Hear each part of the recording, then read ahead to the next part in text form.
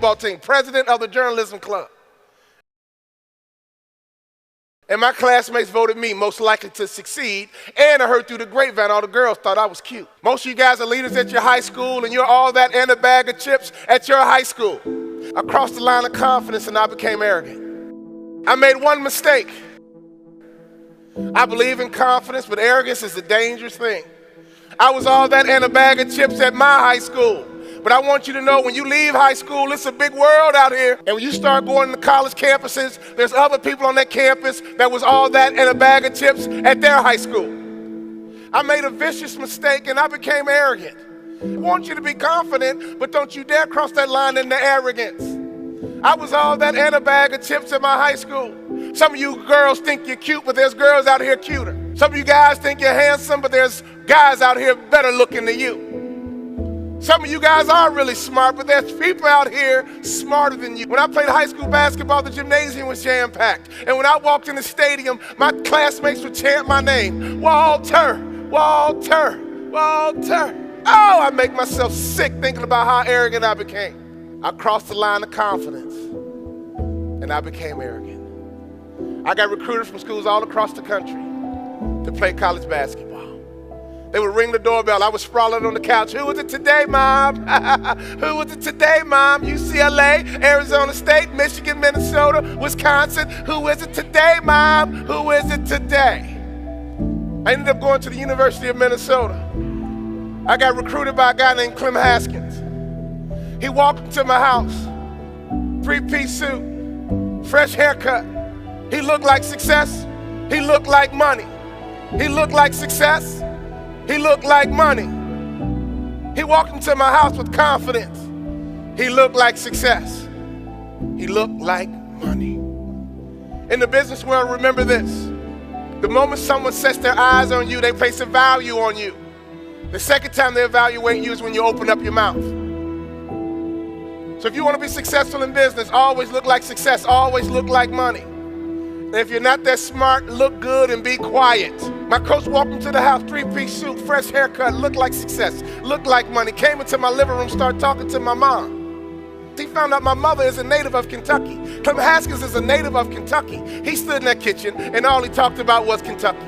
Not even acknowledged my presence. He talked about bluegrass and red dirt, mint juleps and the Kentucky Derby. He found out my mother's best friend in college was his wife's first cousin. Clem Haskins came in and built a relationship with my mom and connected. My daddy was a sharecropper in Tennessee, lived on a farm. He turned to my daddy. He said, Mr. Bond, I don't know about you, but I'm a country boy from down south. He knew my daddy was a country boy from down south. He said, if your son plays for me, Mr. Bond, he must earn his playing time. I don't know about you, Mr. Bond, but I'm a country boy from down south.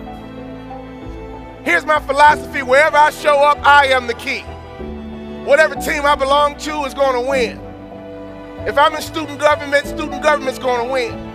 If I'm on your basketball team, our basketball team's going to win. Why? Because when I show up, we're going to win. And right before he left the house, he said, Walter Bond, All-State from Chicago, you're the key to my recruiting class, son. If I get you to my campus, you are the key.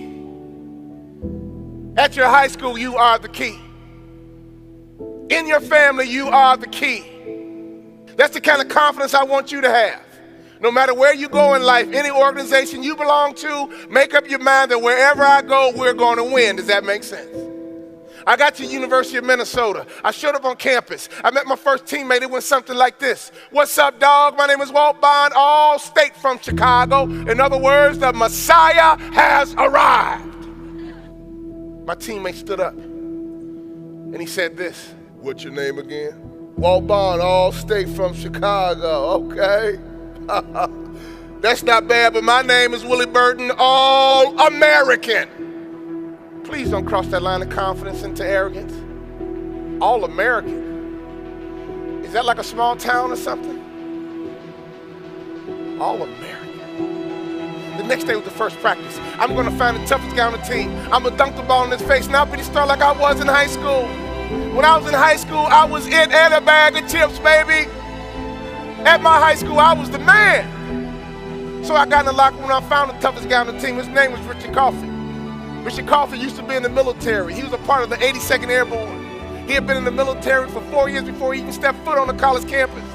Richard Coffey was 6'6", 235 pounds, and I'll be honest with you, the first time I saw his body up close was the first time I questioned God. When you walk on the college campus, I want you to know you are all that in a bag of chips, but there's other people on that conference, on that college campus, that was all that in a bag of chips at their high school too.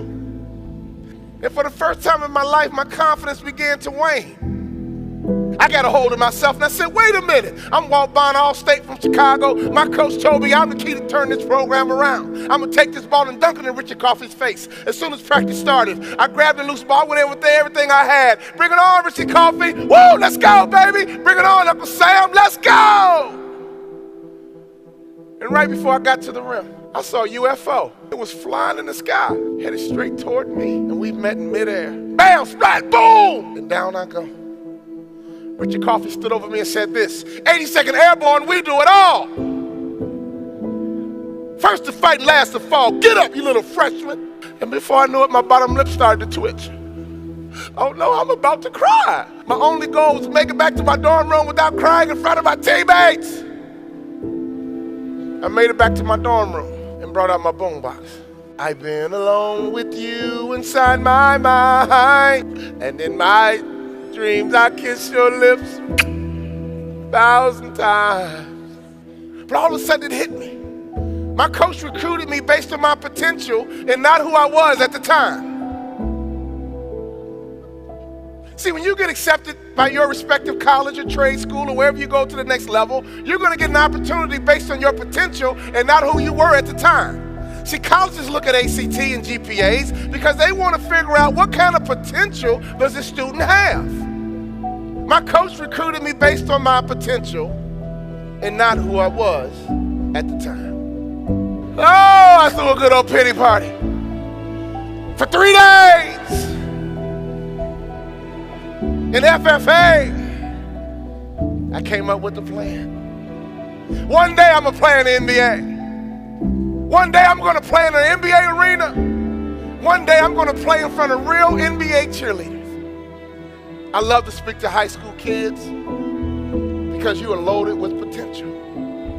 I want you to understand that all the success that you have in high school is awesome. It sets a platform for the next level, but when you get to that next level, baby, when you leave high school, you are starting over. You have to reestablish yourself at that next level. I want you to be confident because you're going to be successful, but you got to understand that when you get to that next level, it's going to be more competitive. Is everybody with me?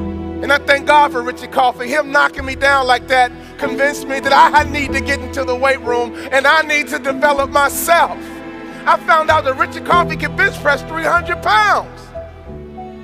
Richard Coffey can knock me down whenever he felt like it. The next morning I woke up and I went to my coach's office. I said, Coach, where's the weight room? He says, Walter, you okay? Coach, I'm fine. Where is the weight room?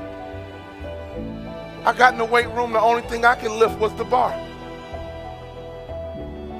But I made up my mind before I leave the University of Minnesota, I will bench press 300 pounds.